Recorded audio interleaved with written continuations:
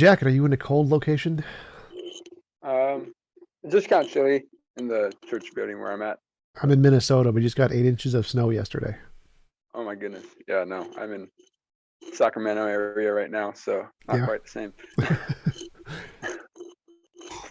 Yeah, here in Minnesota, be quiet. It's probably negative 30 and probably. 80% humidity.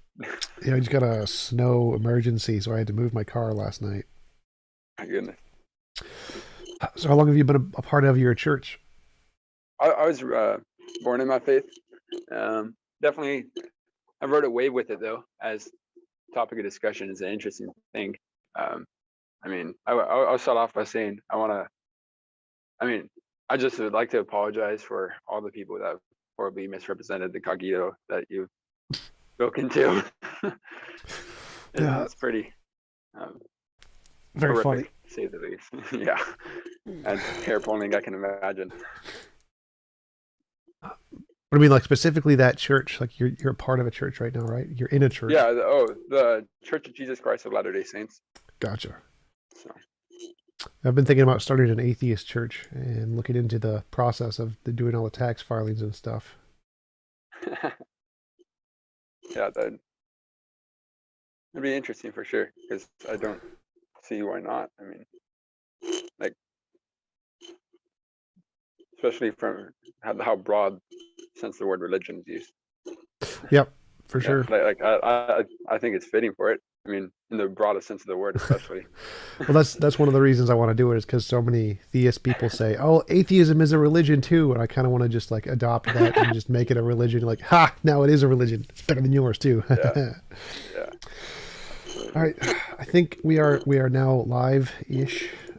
So Luke, thanks for coming on. Appreciate you taking the time to have the conversation. Would you mind telling us a little bit about yourself before we get started?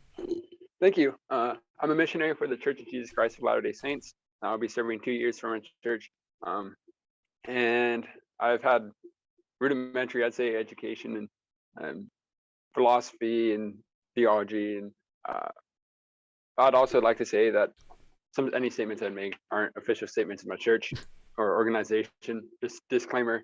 Um, I adhere to the doctrine, but go off the rails a little bit. It's not official declarations. It's like, all right. So I am an atheist, which means I believe that all of the things in nature are best explained by natural explanation. I don't think there's any evidence of a God. Could you tell me what reasons you believe there are for believing in a God? Yeah, I'd just say, and so kind of going off I guess starting would be first off, you have, uh, I'd say faith where it's a by experience where you can't, I'll admit you can't differentiate whether that is like, you can't empirically differentiate or if that is or is not your own conscious. And I think that's one of the trials of it. Um, but I do believe that there are things that could stand out potentially as extremely different from typical experience, that every person has individually and anecdotally, but I wouldn't say, um, and I think it happens on too massive a level to be considered uh, schizophrenic. Possible for the placebo effect, definitely, but I wouldn't consider it um, there. So I'd say I think personal experience is a large impact of it. Do you think there's lots of personal experiences that are false, like illusions, delusions, misconceptions, hallucinations, all of the thousand fallacies and biases that humans have? Oh, absolutely. I think there's tons. I'd say there's more misconceptions or misalluted or I mean you'll hear stories of people looking in the sky, right, like clouds, and oh, that's the face of God, and like, well, I definitely think there needs to be some take um to aesthetics and our own biases and interpretations and qualia for sure. So, how do you differentiate the personal experience of people who see aliens and the personal experience of people who see God? Also, your mic is like rubbing up against your zipper. Like we can actually hear Oh, that, which is sorry, kind of yeah. funny. But yeah, Okay. so how do you differentiate personal experience of people who see aliens and personal experience of people who see God?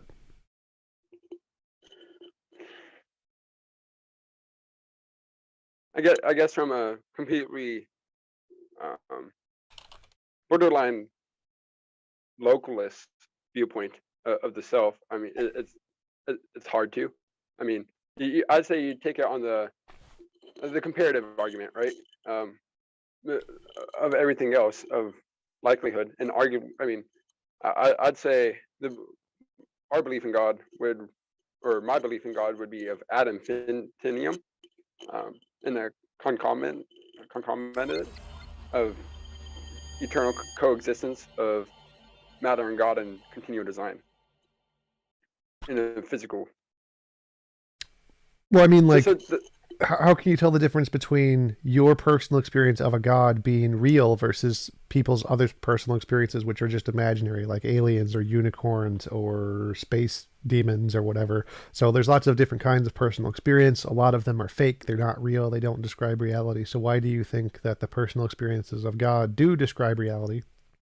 And how can you show that's the case as opposed to all the personal experiences that don't describe reality, like aliens? bro, I don't think you'd ever absolutely know. Um, I mean, but with things like aliens, and I think just the absurdity of the claim. I mean that just on its face. He, Occam's razor in that regard. Why would aliens be more absurd than an all-powerful being in the sky, or technically for the Uh, Jesus of Latter-day Saints, you don't say that, right? You say they're just a super powerful technological being of some kind. uh, yeah. I'd say like a maximum. I'd still say a maximally powerful, All right, omnipotent. Uh, okay, um, but why but why would aliens be more absurd than an all-powerful being?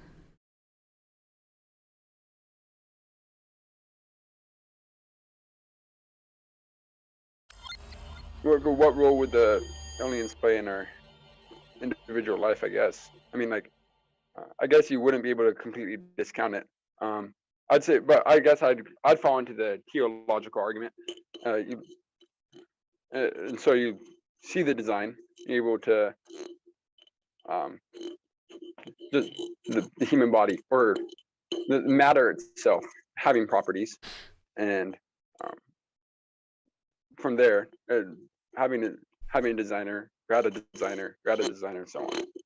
Well, so like you said, the reason that it's unreasonable to have personal experience of aliens, but it's reasonable to have personal experience of God is because of Occam's razor, which says that you shouldn't postulate more entities than are necessary.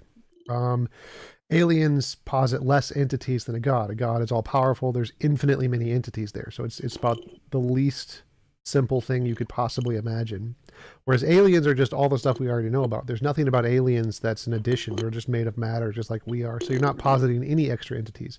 It's exactly the same as just saying there's other people or something. Well, I So believe God is finite as well. I mean, like that He is physical.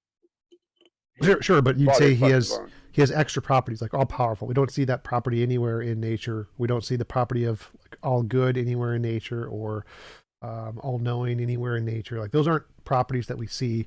Those are like extra things.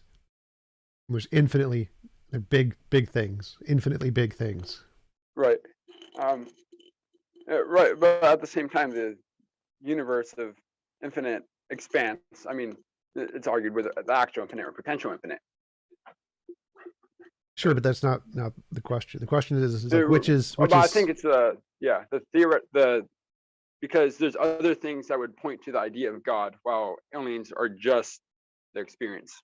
okay. So it's not the Occam's razor. Occam's razor isn't the way you Yeah. differentiate. The reason that you can True. differentiate between Mhm. aliens and God is that there's other evidence for a God. Yeah. And if there wasn't this other evidence, then personal experiences of a God would be just as unreliable as personal experiences of aliens. Is that, would you agree to that? Yeah. Okay, so what is the other evidence for Um. a God? Yeah. I'd say I'd definitely say we. Yeah. So as I was saying, I think just design and ad infinitum. So start with what do you mean by ad infinitum? So just an infinite regress of Okay, God just of flesh and clarify. It's bone. ad Yeah. infinitum. Ad infinitum. Oh, I see. I can read, but I can't speak my Latin. Yeah. I know Infinitum. what it says on the Infinitum thing. Yeah. is a metal in a anime. Oh, So it's like, good to wait a know. minute. Good to know. Yeah. Yeah. All right. So So so you're saying that there can't be a past infinite. Therefore, there must be some beginner kind of a thing. no, I'm saying there is a past infinite Oh, of creators who created a creator, created a creator, created a creator. why would that be more reasonable than a past infinite of non-creators, of just a bunch of nature? Oh, I think nature is definitely a part of it. I think just the idea that nature has properties, and so I don't think I don't. I will say, like as I started out, I don't think one has necessarily upper hand on the other. Um, but like I think they're both equally possible. If that, but I believe through other personal experiences is where the means faith comes by. Okay, so why would an infinite amount of creators be equally as possible as just nature? Because we see lots of evidence of nature, like nature, quantum fields, physics, like all of that stuff exists. Whereas minds seem to come in several billion years after the creation of the universe. So why is it more reasonable to think that everything in the universe was created by a mind rather than just more of the nature stuff? Because it seems like after about a billion years ago, there's just nature stuff and there's no minds. So if you go further back, like 14, 15 billion years ago, it's probably going to be more nature stuff and no minds. Why should we think there's a mind beyond any of that? Um, I mean, what's the number? Go back 16 trillion years ago. I mean, I wouldn't divulge it completely into cosmological argument because we don't know what's before it. The Big Bang. I don't know what your take is to it. I'd say at that point, because of the uncertainty and the fact that it did happen, shows potential for it. Right. So I agree the Big Bang did happen, but I think what Yeah. caused the Big Bang is quantum fields. I don't think it was a mind. Why think it was a mind? Um, uh, just, I mean, who was it? The Jackson in the different worlds. I mean, if you go to Mars and you see in the biosphere essentially, and, and everything created in it, and just the fine tuning of the universe, whether it be the fine mechanics of atoms and the fact chemistry exists. So fine tuning. Why do you think the universe is fine tuned? Like, what is it about the universe that seems like it's fine tuned? That I mean, I don't know the specific number off the top of my head, but if the strong and weak nuclear forces were slightly altered, or if gravity, or I mean, then everything, how we know what we know, is unrecognizable. Right. But why does that mean it's finely tuned? Like, for example, all of it, like the argument usually goes is that if we change any of the physical constants in a slight amount, then particles wouldn't be Hmm. possible, which Right. I'm happy to grant. But that could be explained by multiple different things. Like one of them could be it could be all of the laws are interdetermined. So like the weak electromagnetic force are this they were thought to be two separate forces, but when you go to high enough temperatures, they become the same force. So they're actually interconnected. If you Hmm. change one, you're going to change the other. And the grand unification theory is that all of the fundamental forces are tied together in the similar way, that they're all the same force or connected by the same force. And so if you make any change to any one of the laws, then it will cause a proportional change to the others, in which case you get everything in the universe necessarily will happen because they're all interconnected. Any change to one law will affect all the other laws and they'll all be proportionally changed.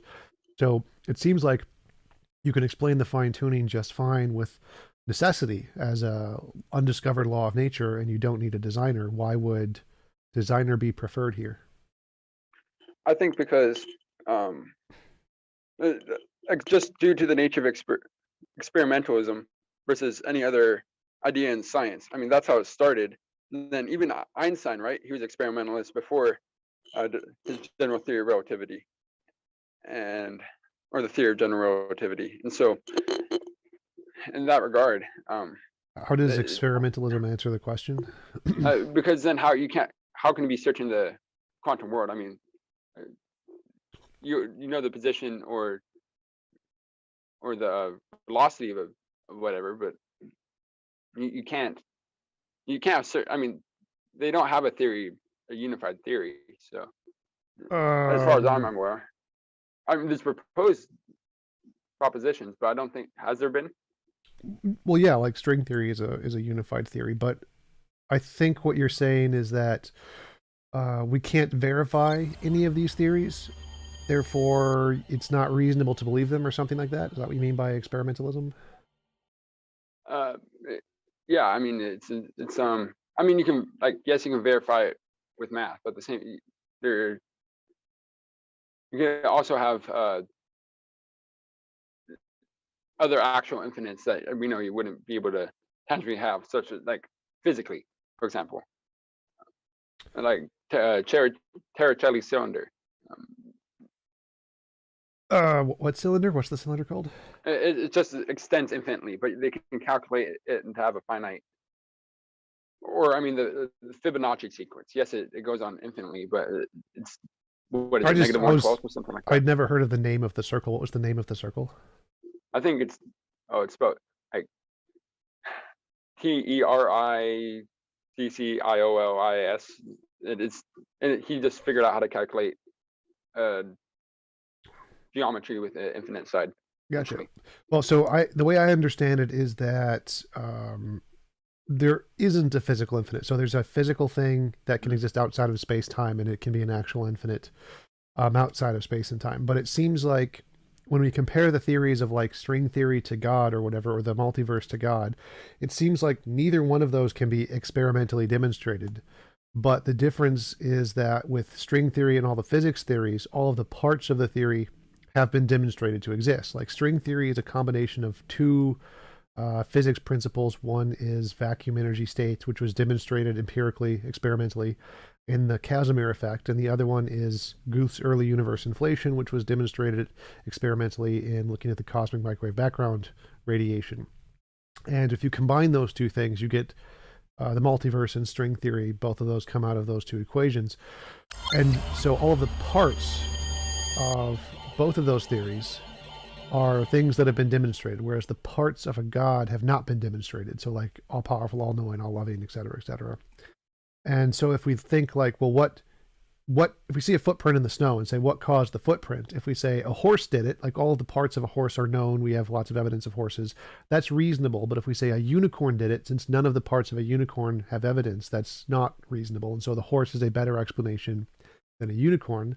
And in the case of the origin of the universe, it seems like a quantum field or string theory of the multiverse is like the horse. It's a thing that we have all of the parts have been demonstrated. So it's a better explanation than God, which would be more like the unicorn because none of the parts are demonstrated.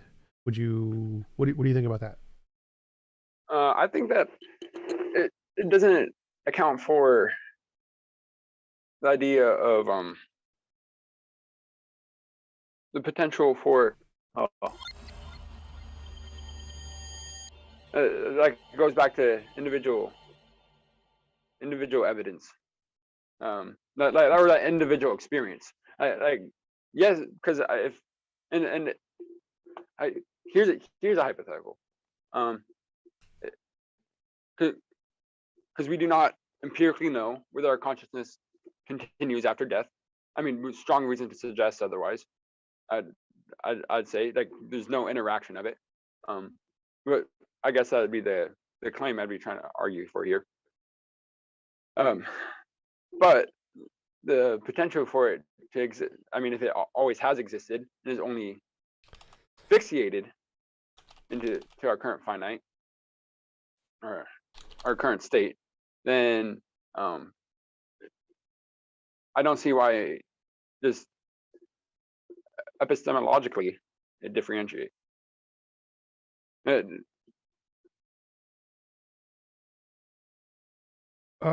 So I'm not sure I'm following. so So you so said, so I so if string theory follows, it can be potential into uh, into regress itself. Do you agree with that? sort of. Like there could be Yeah. other strings that create the first strings or whatever. Mm-hmm. So I guess I'm not seeing why that's more likely proposed God. I mean, you have the, as you said, you've observed through the experiments, um, Yeah, but at yeah. the same So time, the reason it's more likely is because is all of the there? parts have been observed. So like if we have observed Yeah. the cosmic microwave background radiation, and that shows that early universe inflation is real, and we've observed the Casimir effect, which shows that vacuum energy states are real. So here are two real things that we know exist in the universe, and if we combine them, then we get the multiverse. And we haven't demonstrated the multiverse yet, but we've demonstrated the parts. Whereas if you say something like a unicorn exists, none of the parts have been demonstrated. There's no parts that we can find. And so it would be more reasonable to say the thing that we have demonstrated all the parts are real is a better explanation than the thing which we haven't demonstrated the parts are real. So it's like that's like Occam's razor, as you said, you postulate the Mhm. least new entities as possible. If we have a theory that has only made of things that have been demonstrated to exist, that theory is going to be better than a theory that's made of things which have not been demonstrated to exist, right? So, yeah. So what if you took like an anti-realist approach? So like we know let's take string theory that it is, but how can we say that's not in place by a designer as well? Or it could be, I but mean, just to just by its the nature of it. yeah, it could be, but there's no reason to believe that. So it's like if we say, here is a thing which we know exists, like string theory, and string Mhm. theory can exist or be created by prior strings or whatever. That's going to be a better explanation because all of the string theory parts have been demonstrated. And adding in the theory that the strings were caused by a god is adding in a new thing, a new part to the theory which hasn't been demonstrated. So, like, is again like if you have a theory which all of the parts have been demonstrated to be real, like we know that the Casimir effect, cosmic microwave background radiation, we know those things are real. And so all of the parts to string theory is real. We know all of the parts are not imaginary things. Whereas if you add in a god and say this was created by a designer, that's adding in a thing that hasn't been demonstrated to be real yet. So you're adding in another part of a theory, which would be like, so now you have one theory, just string theory, only strings, and nothing but strings weren't created by a god. All of the parts to that theory have been verified. And then you have a new theory, a theory B, which is like strings were created by God. Well, now you have the string parts, which are verified, but then you have this other part, which isn't verified, which is the God thingy. So the theory that has all of the parts are verified is a better theory than the theory which not all of the parts are verified. So outside of theoretical simplicity, I mean, which is what I believe the claim you're making. Am I correct? Sort of, yeah.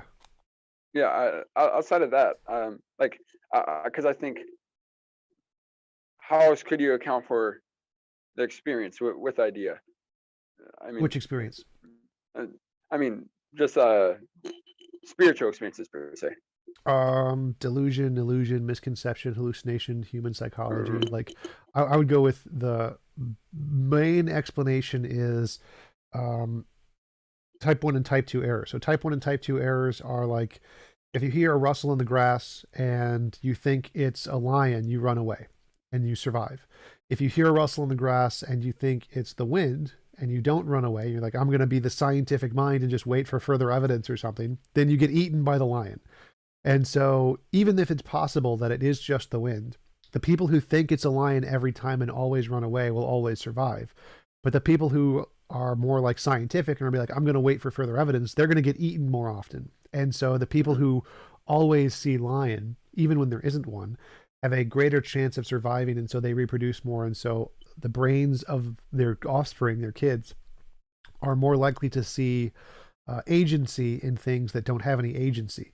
And so that's what causes us to have like see monsters under the bed, to be afraid of the dark, to hear voices, to do pareidolia. We see agency and uh, actions of minds in things, even if they don't have any.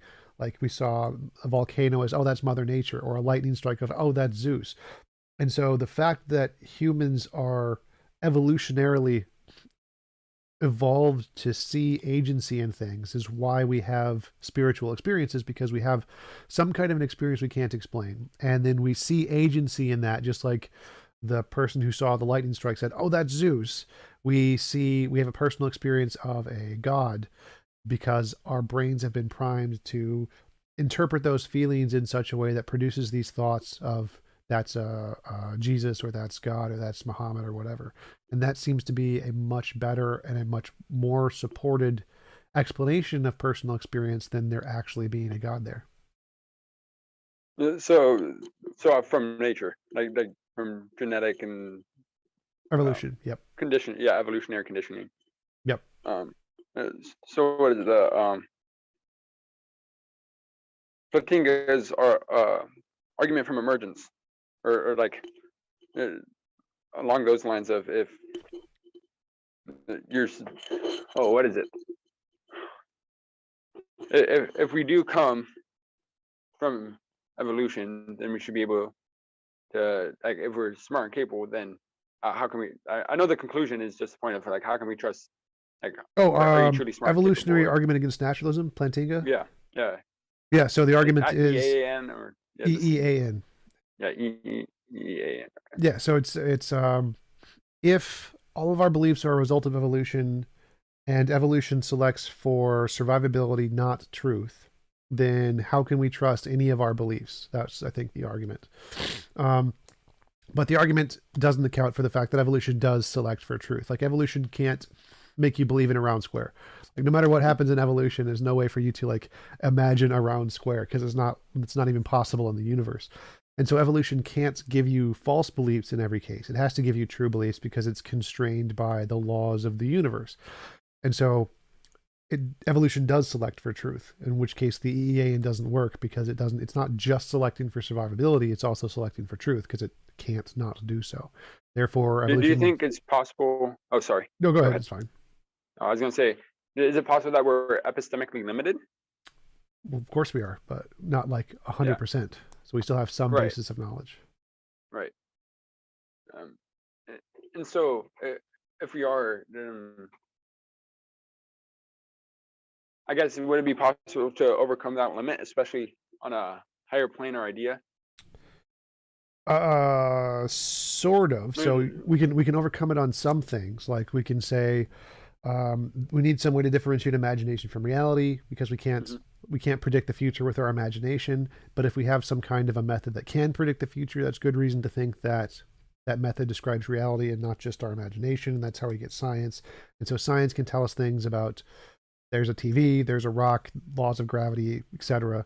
And all of those things are reasonable to believe exist outside of our imagination. But Right.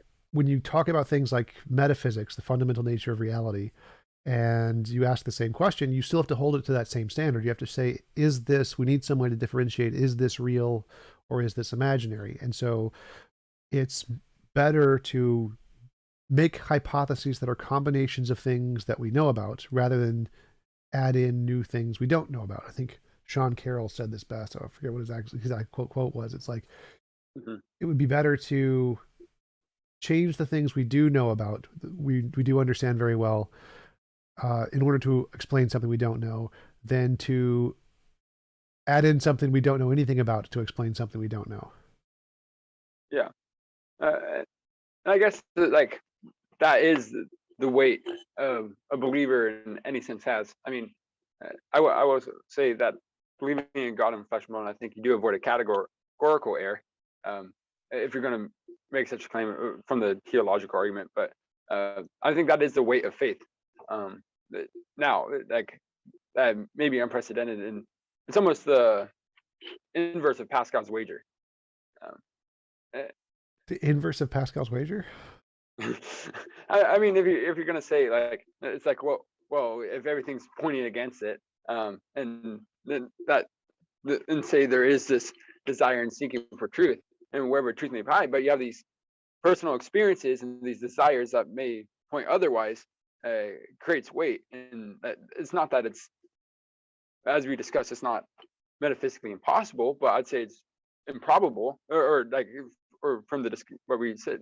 But I don't think that once again, due to other things, which um, I, the other theories of the life of Christ and the historicity of the Bible, I think that is truly the nature of faith, though, is that you can point to it, and there's going to be things that point to it that I say it is improbable, but the fact that it isn't impossible is why it is faith.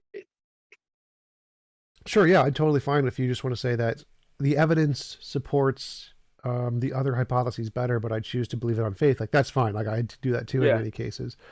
But like, going back to where we started, I asked like, Mhm. what is evidence of God? You said personal experience.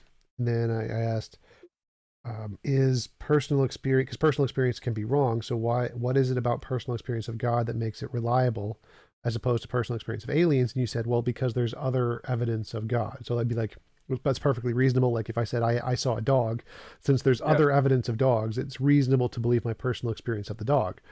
Um, and then, but for the other evidence, you said it was like the origin of the universe, the infinite possibility, past thing, and the teleology. But those are all better explained by naturalism.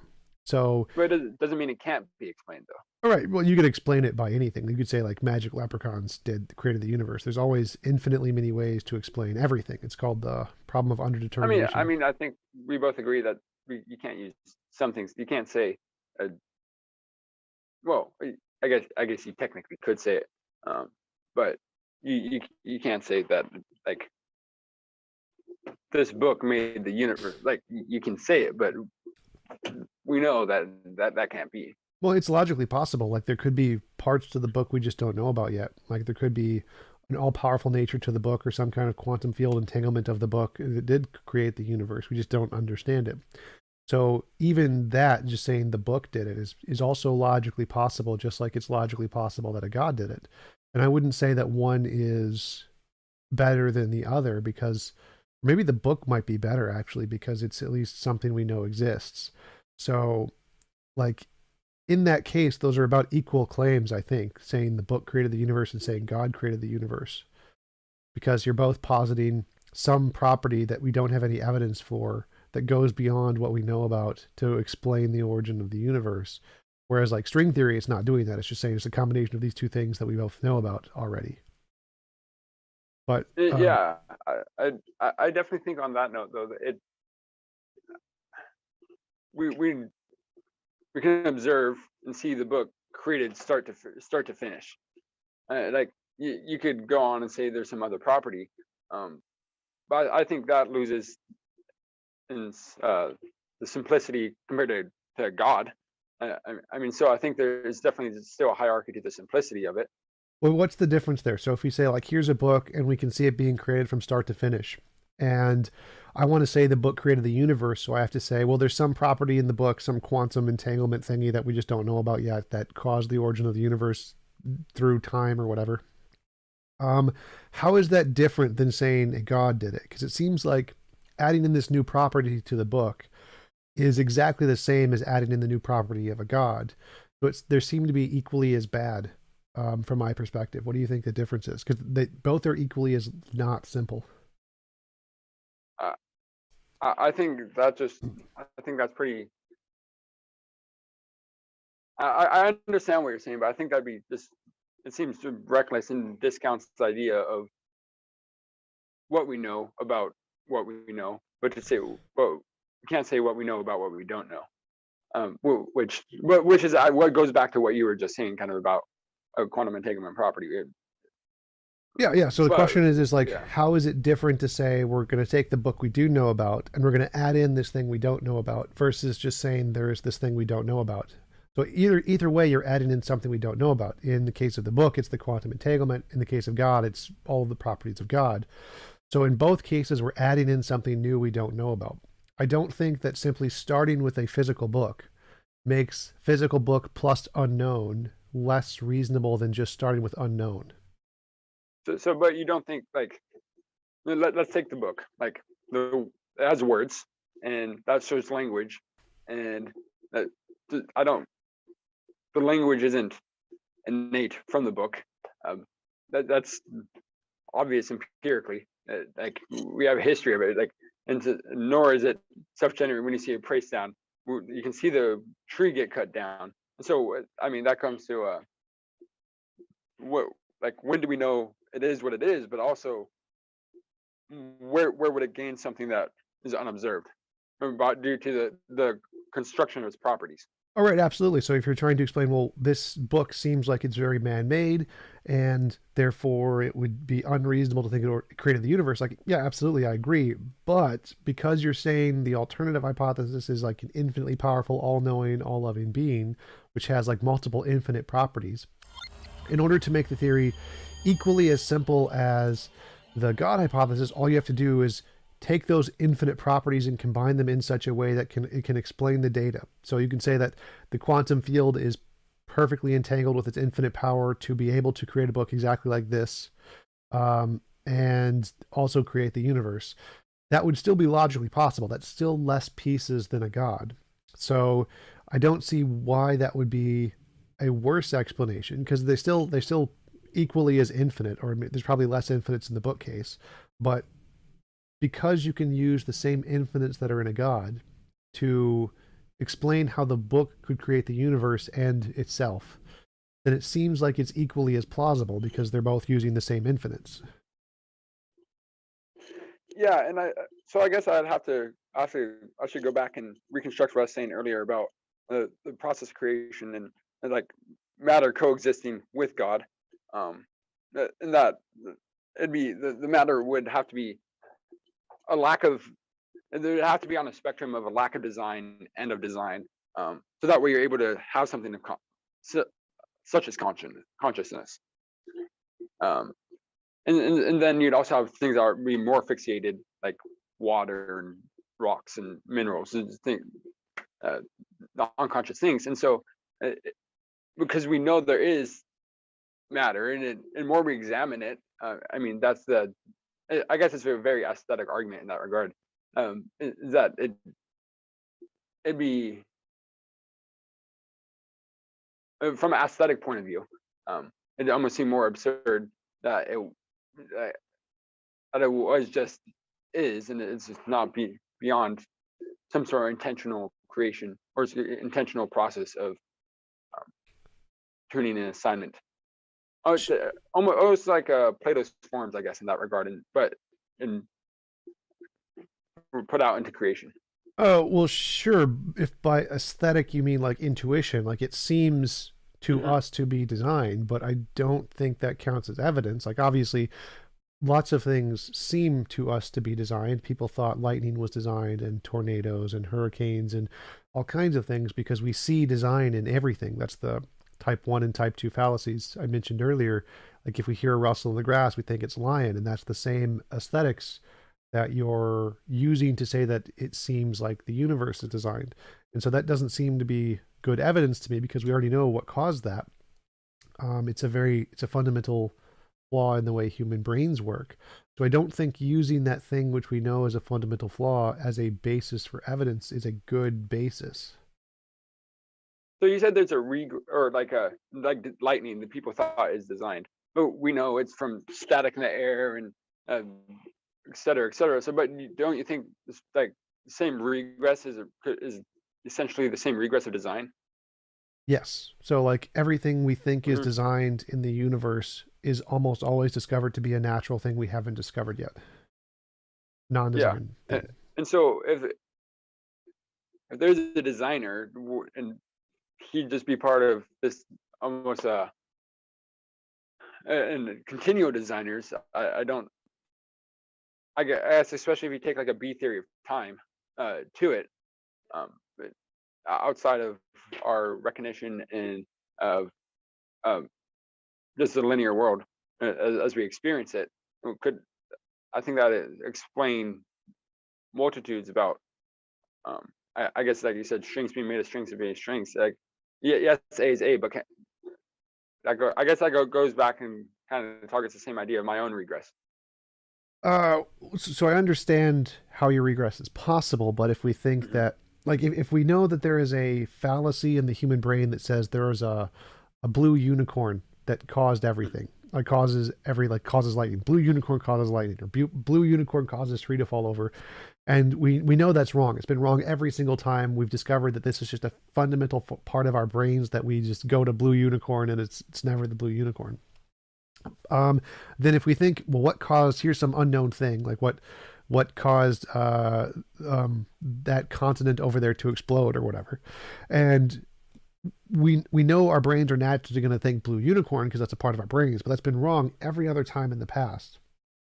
This time it's reasonable for us to say it's probably not a blue unicorn. The reason we think it's a blue unicorn isn't because of evidence, it's because of that's just the flaw of how our brains work.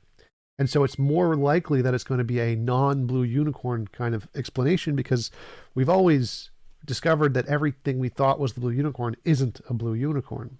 And so the same thing would apply to God here. Like every time we thought something was caused by a God, like lightning, tornadoes, fire, et cetera, et cetera, et cetera, none of that has ever indicated a God. It's always been discovered to be natural. And so the reason we would think that the universe was designed by a designer who was designed by a designer, et cetera, would be because of this thing in our brain that we know doesn't work.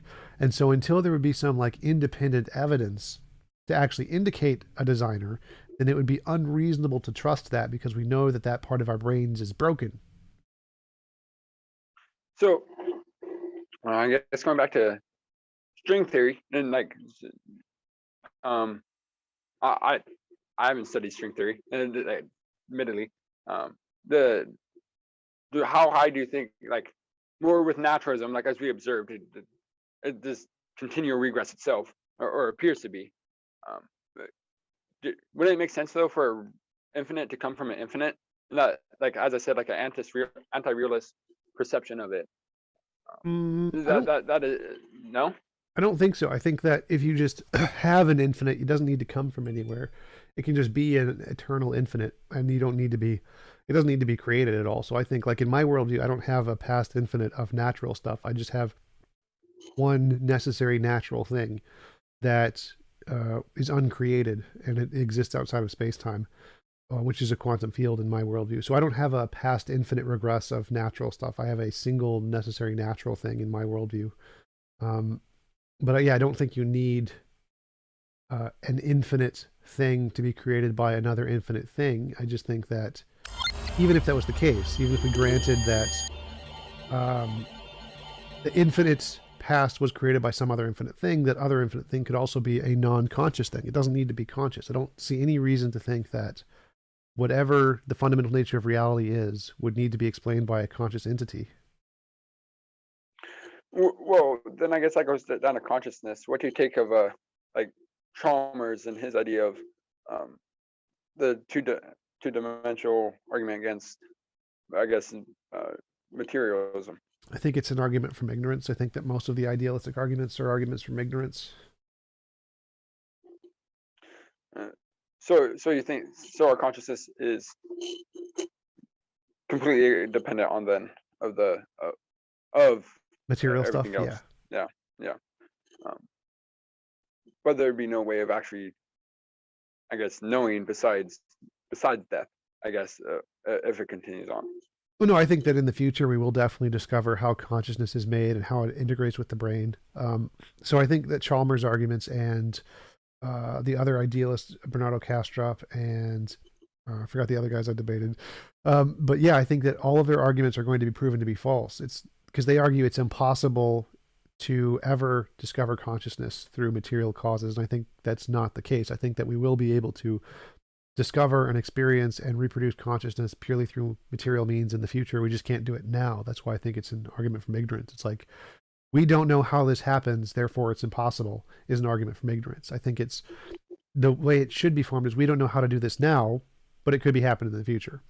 And since they're saying it can't happen in the future, that's why it's an argument from ignorance. Yeah. No, I definitely think that the door would be open to it. Um, but I mean, you can't observe consciousness. Like you can't observe a a thought as it's understood. I think you can. So I think that like in the future we'll be able to literally hook up our brains or a Like a computer. USB port, that sort of thing. And What?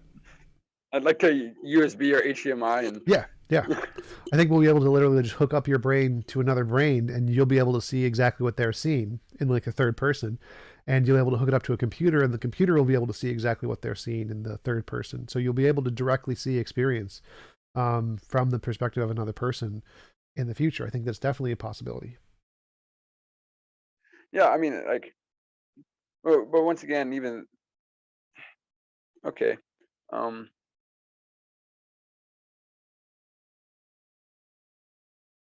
yeah, I get because I'm trying to be like I'm trying to recognize what you're saying here. But like I think I understand. Uh, what would that mean for? Um, I guess that doesn't still take the a priority of it.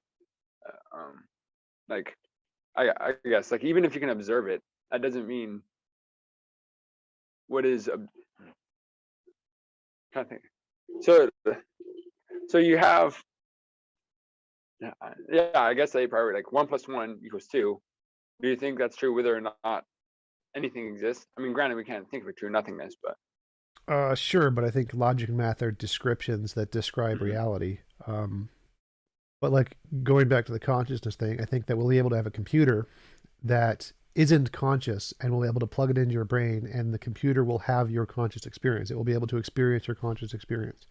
So I think that we'll be able to create conscious experience out of non-conscious computers and it can experience your consciousness.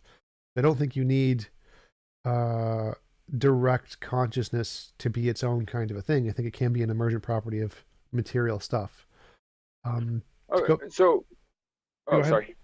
Um, with if consciousness though, like right there, it's coming from something that has came uh, from naturalism. It's coming. The consciousness is then continuing it in that direction. It isn't. Don't you think that'd be comparable to what I said earlier? I don't think so. I think like consciousness being emergent is supported by the evidence, whereas consciousness being fundamental isn't supported by any evidence. It's like if we say a pineapple. A pineapple is the fundamental nature of reality. Everything is made up of pineapples. That wouldn't make any sense because it's the other way around. Like all the evidence shows that pineapples are a product of evolution that come off of pineapple trees, and to say that they are the origin of everything would be very confusing because all of the evidence shows the opposite is the case. And consciousness is exactly like a pineapple. It's a thing that all of the evidence shows is a result of brains, and brains are a result of evolution, just like pineapple trees are. And so to say that consciousness is the fundamental nature of reality would be equally as unsupported as saying pineapples are the fundamental nature of reality.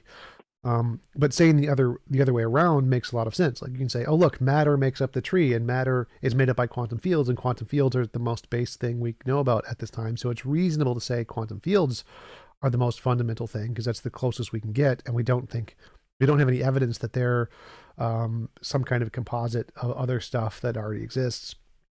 And so it's reasonable to say quantum fields are the most fundamental thing, whereas it's not reasonable to say pineapples are the most fundamental thing because we can already prove that they're a composite of other things.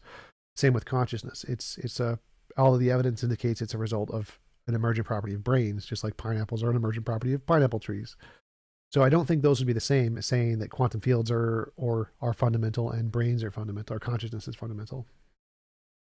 Yeah. Um, sorry, I'm kind of jumping around here. My thoughts. Um, so I guess I mean I obviously have to look into it more with quantum fields. Does it explain itself? It would be a necessary thing, so it would be uncreated. Okay, so is there a reason why? I guess like yes, it is necessary, but I mean, so it or okay. Yeah, I'm just so far outside my realm of knowledge as um like this is so far creating an expertise of um experience. Like, oh, let me gather my thoughts here for a second. So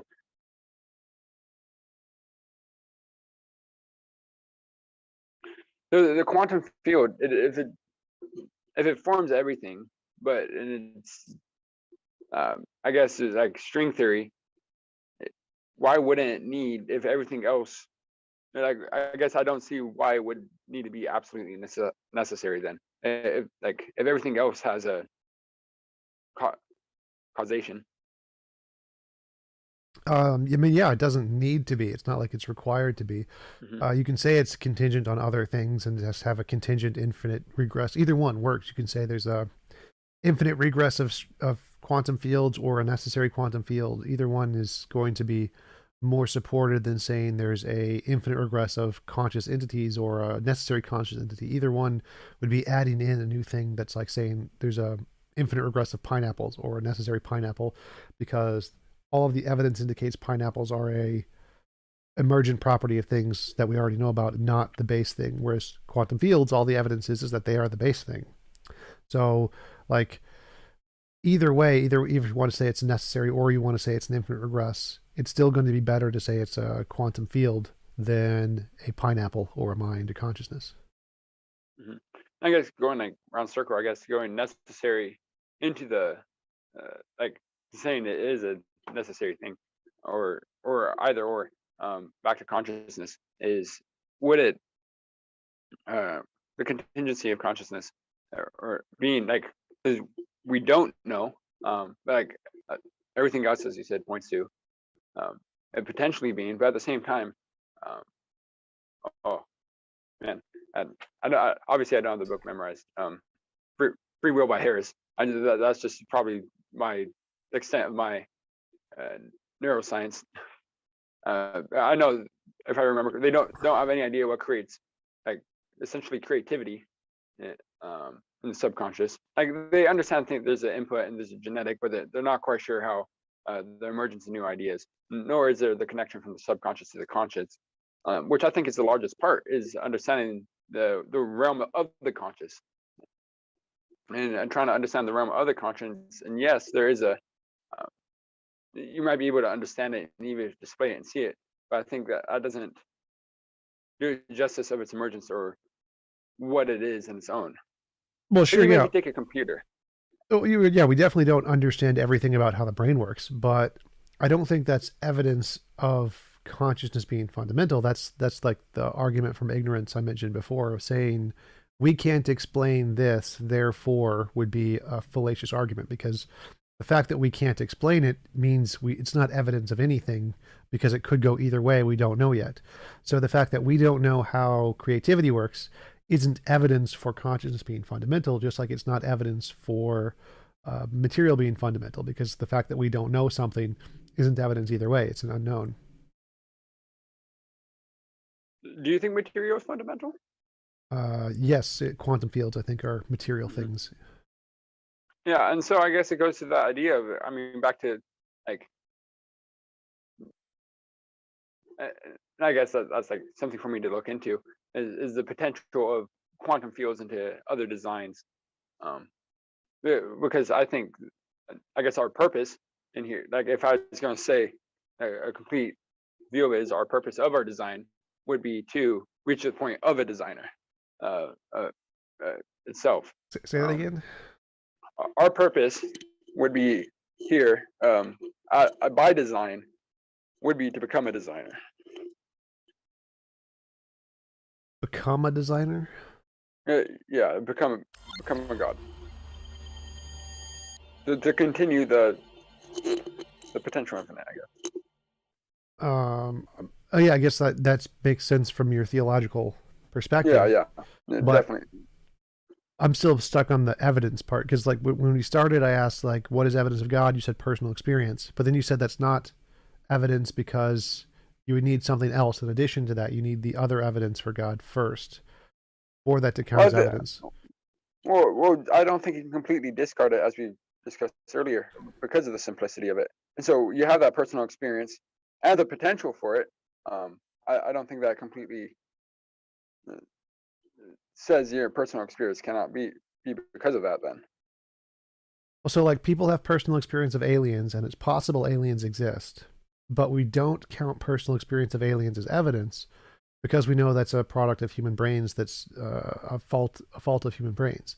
Therefore, in order to count personal experience of God as evidence, you need something else. You need like other evidence, like you mentioned the teleological argument and the stuff, right? Right, and I guess going back to the theological argument, though, like we, it's not. Um, it is possible, less likely, but possible. So then you take the personal experience as well, and that gives more validity to the personal experience. Uh, right, but like if we just take the personal experience on its own, personal experience on its own isn't evidence, because Right. it's just like it's not evidence for aliens. And so it would only be evidence if you already had a different kind of evidence, right? hmm Which is why I was pointing to the potential of it as a continual. Because Right. I like the potential of it. It doesn't deny it. It's possible, and then you also have the personal experience, and so I think those two in concordance like uh, give you that hope Right. or So, reason but to that just believe. means that on its own, personal experience isn't evidence. But I guess it's not just personal experience. We're talking about the potential for the designer and the regress of it. Right. But I mean, Like so that's why I say on its own. Like on its own, right, the personal experience isn't evidence. It's yeah. So I guess that'd be the reason to believe. right. It's because so. Yeah, that would be the reason people believe is because they have personal experience. That's what leads them to believe, right? Well, I'm talking about what I talked about earlier though, because like you couldn't discount the potential for the designer, like just logically, uh, able to establish that, and then you have that personal experience, and I'm not sure why you keep bringing up the possibility. Like pretty much anything is possible, but just well, because it's possible we doesn't don't mean think it's something comes from nothing. I think we both agree on that, right. and so because something doesn't come from nothing, and you have the uh, designer per se, and you like, and you have that fixation in the creation of it, and continual design, which follows a pattern. Like the possibility, like because it's hard because you can't narrow down the possibilities, and so I guess like maybe the best reason, absolutely not, uh, but it's a reason nonetheless. The part I'm asking about is because you keep saying it's possible, but Right. I don't see that as like evidence of anything. Like it's possible that there is a $1 billion in my bank account. Does that give me a reason that I should believe there's $1 billion in my bank account? Like, probably not. I don't think I don't think those are as like, but logically we can point to every reason why it's not $1 billion in your bank account. Right, but I But mean, logically, just on its own, you just can't like point to, you can't say everything why it's not a designer, but we can point logically without checking why there's not $1 billion in your bank account. that's so. The point I'm saying here is that bringing up something as evidence, like saying it's possible, doesn't isn't like a valid kind of evidence because it's possible there is and it's possible there's not, and so saying it's possible doesn't count one way or the other. Um, Mhm. so I'm not sure why you keep bringing up it's possible, but I don't think that counts as evidence because it's also not possible. Possible it is not the case. Right, but then you also take an account of the personal experience. And so like you can't completely discount the personal experience because you have the possibility of it. Well, so it's possible and it's possible that it's not, and the personal experience could be correct and it could be false. So both of those things don't give us, even in combination, both of those things don't give us any actual evidence. Uh, but I guess I'm not looking for It's like if I said, "Here is a box. I'm holding a box, and I want to say there is a rabbit in the box." And mhm, when I say I can know there's a rabbit in the box for two reasons. One is that the box weighs 2 pounds and there's scratching in the box. Now mhm, that's not evidence of a rabbit because if there could be a 2 pound lizard in the box and the lizard could be scratching. So if there is a lizard in the box, it would still explain the scratching and the 2 poundness. So simply saying things that are could apply to anything wouldn't be evidence for your hypothesis. You would need to show something that is more than just would apply to anything. And so saying it's possible applies to anything. It could be leprechauns are possible, ghosts are possible, unicorns are possible, and people have personal experience of those things. So they have both of those things, both the personal experience and the possibility for anything pretty much. So that's mhm. not a good reason to believe it's true. Both of those things are kind of just like in a sense irrelevant. Like the possibility thing is just kind of irrelevant. Like it doesn't make a difference whether or not something is possible Well, to isn't any that like argument. Schrodinger's cat though? I mean, like because you don't know it both. I mean, I haven't read through obviously all the notes of the experience. I just understand the thought experiment of it. Well, Schrodinger's cat is the idea that in quantum mechanics, a particle can both exist and not exist at the same Mhm. time if it's not being measured. Uh, And so the same idea I'm saying is going towards faith. I mean, if you take that personal experience and you're saying that that's the measurement of it, and then it's also um, I don't think you point so. through everything else. Because I don't think you. Because first, I'd like to say, as soon as you get a true knowledge, I don't think you're like theologically. I don't think you'd be able to still hold faith, because then you wouldn't have a doubt, and if you don't have a doubt, then I don't I think that pushes off the belief. But philosophically, I think the idea of faith is, or just the belief, is always going to have a question mark to it. But um, I don't think it. But because people don't have the multiple levels of experience, I don't think with aliens, or if they do, uh, once again, it could like What do you mean? obviously What do you mean it. by multiple levels of experience? I don't think. I mean, you're gonna you're gonna find those people out there who like. You know, there's. I mean, I'm on the West Coast. I'm sure that they're in Minnesota as well. Uh, crazy, just crazy people thinking that they are uh, possessed by aliens, and like some animal predator versus alien type stuff. Uh, but I don't think the idea of um, they're having these actual reactions that we can point to, like, specifically, like, okay, this person, this is what's going on, this is drug induced, and like I don't think it can be that blatant. Like we can eat a lot easily, or a lot. What's the, I can English. Uh, it's a lot easier to point to the ideas that are um, the synapses firing wrong and things induced by people who typically are than it is, I'd say, the common person. Like, yes, you can say it's a development of biases, but at the same time, you can um, metaphysically deduce this idea of this regress of creators, and then also you can come onto the idea of our experience, and I think those two by themselves, like it's harder to do conceptually if you are just uh, some person who's strung up on the street, who has those thoughts.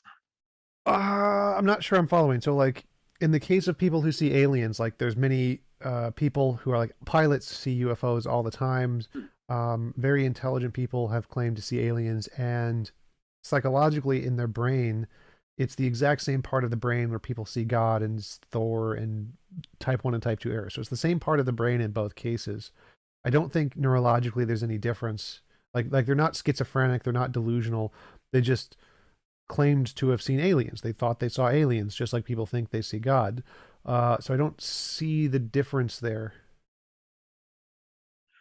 So I guess you're saying um, they haven't experienced it, so they're not. Or so how? Why would they? What do you mean by they're not delusional? Because I mean, if it's that's happening, then you're saying, or you're saying they actually experienced it. Is that where you're? Yeah, like people claim to experience God is the Mhm. exact same thing in the brain as people claiming to experience aliens. Like they have the sensory experience and their brain makes the same connections to some kind of an agency that they don't know about yet. And so it's not like it's a delusion or a hallucination or a crazy person. There's lots of very reasonable people who claim to have seen aliens. Mhm. Just like the miracle of Fatima, there's a bunch of people who saw an event and they interpreted it in a certain way. It's called communal reinforcement. There's lots of normal psychological features that aren't like uh, schizophrenia. So it's not schizophrenia where there's a misfiring in the brain that's causing this. It's a completely natural brain function that causes people to see what they think is aliens and what causes people to see what they think is a religious experience.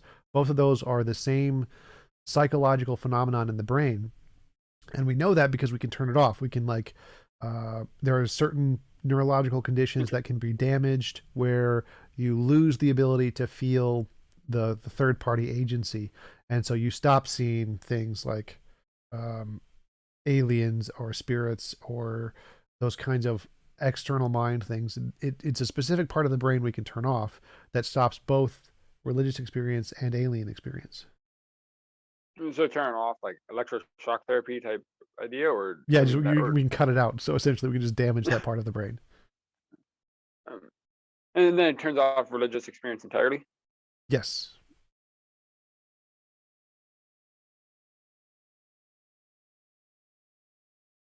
Interesting. and we can also activate it. So people who have, I forget what it's called. So like, but I mean, there's different levels to the religious experience. So I mean, once again, I'm not a neuroscientist. Yeah, you'd have to say like from a emotional, from physical, from like I'm not sure, or there's like, or I guess like not, as you said, like not misfiring synapses, but people think they hear things all the time. The- so like it stretches that breadth of it, I guess. Well, I mean, so I was going to bring up the Because other. I mean this, yeah, the stretch of like, I guess, of spiritual experience is hard to uh, grasp, and especially when it's unique, or like I'd say it's pretty unique to every individual, of how they identify and how they receive it. So especially considering the breadth of it, I mean, to say one part of the brain does it when, as far as I thought you have your different functions are in different regions. How would that be connected, or under, if it's being interpreted and understood that way? Or Um, because if it's a matter of just simply, unless you're stating, which you might be, the idea of the, like, just the belief in, or the interpretation of it, I don't think that changes what the experience was. well, I'm not sure. So, like, I was going to mention that there's the other example of people who have epilepsy. People who have epilepsy have significantly more spiritual experiences. So, like, you can both damage that part of the brain and overstimulate it to cause either less or more spiritual experiences. Um, and I don't just mean like because you mentioned before that there is a way to tell the difference between people who see aliens and saying that that's like schizophrenia or some kind of brain condition versus religious experience. But I don't see a difference. Like neurologically, those are the same. Like the I don't see any neurological difference between those two. They're both brains that aren't having any kind of like schizophrenia or serious brain ailment. They're operating normally how just any evolved brain does, and they produce these kinds of psychological experiences that make you believe that you're talking to a mind. It's type 1, type 2 errors. So I don't, the point that I was bringing up was that I don't see the difference between minds that see aliens and minds that see God. It seems to be when you do like an fMRI, it seems to be the same thing. Mhm. I guess so. My question would be: is it the interpretation of the experience, or is it generating the experience entirely? Uh, Because I guess because the difference would be the experience could still be happening, but if you just can't interpret it, I mean, like how some people can't feel pain, that doesn't change what it is. Uh, Uh, I'm not sure what you mean. Like, Like so, um,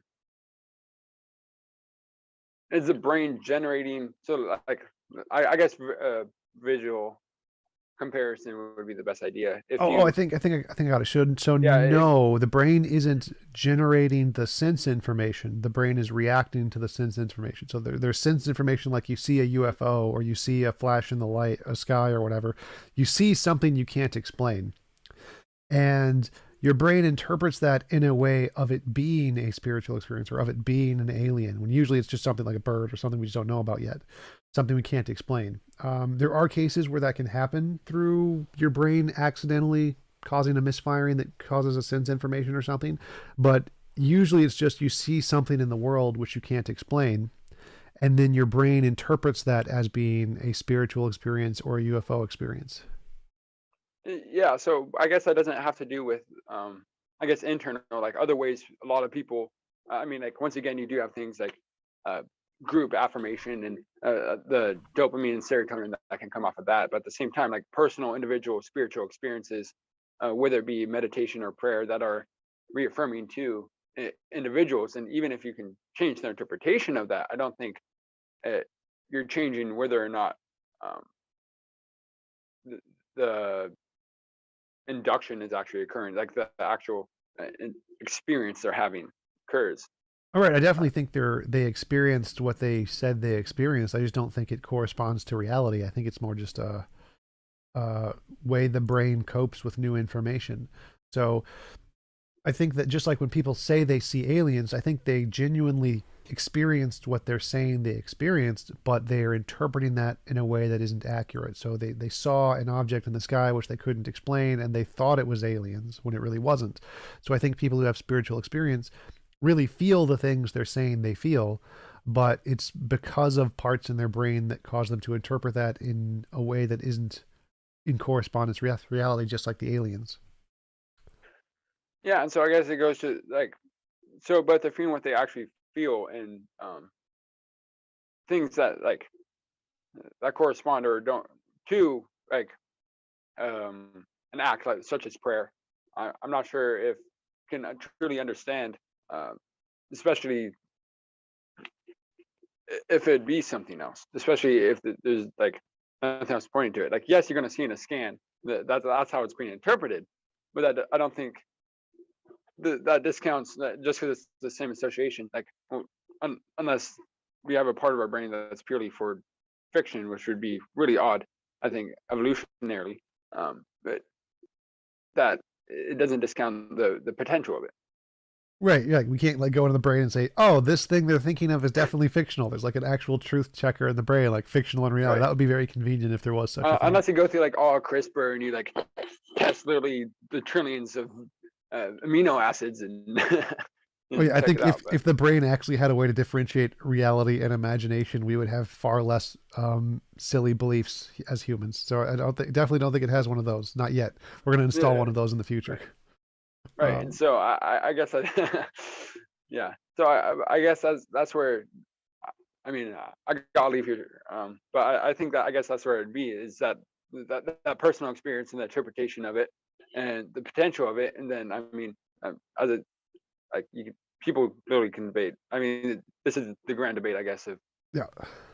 developed humankind uh, uh, of faith, Yep. and so that I think that through prayer is how you can come through experience, your personal experience, uh, even if you can't interpret it, of of a greater being of God, um, and then also through the ideas and the developments of and ponderings of thinking is where how you kind of come to the conclusion as well as reflection on the potentials through um, how it's been guided whether via scripture or whatever other means someone may subscribe to in their belief.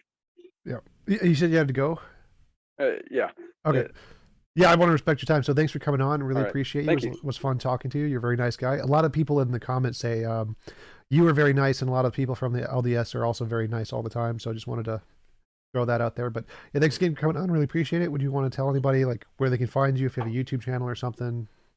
I do not, but I guess just send me a shoot if people are interested in discussing something themselves sometime. Just Facebook, Luke Martin. It'll be the one guy sitting in a suit with should say missionary on there. And I'd also want to just shout out one of my friends who just kind of helped me with some of the developments. Is I'll say literacy, saying philosophy is far and few working on development. He's a Redwood theologian on Instagram. And I'd also like to just thank you for having me on, Tom. Yeah, absolutely. Can you show me your tie? It looks really cool. I like your tie. Oh yeah, it's like just this black pattern. Yeah, I like that a Oh lot. That's nice. yeah, yeah. So it's got for Awesome. $5 when it should be $100 on a sale at Men's Warehouse. So Oh, nice, oh, it's nice. great. Yeah, yeah. All right, thanks again for coming on. I'm gonna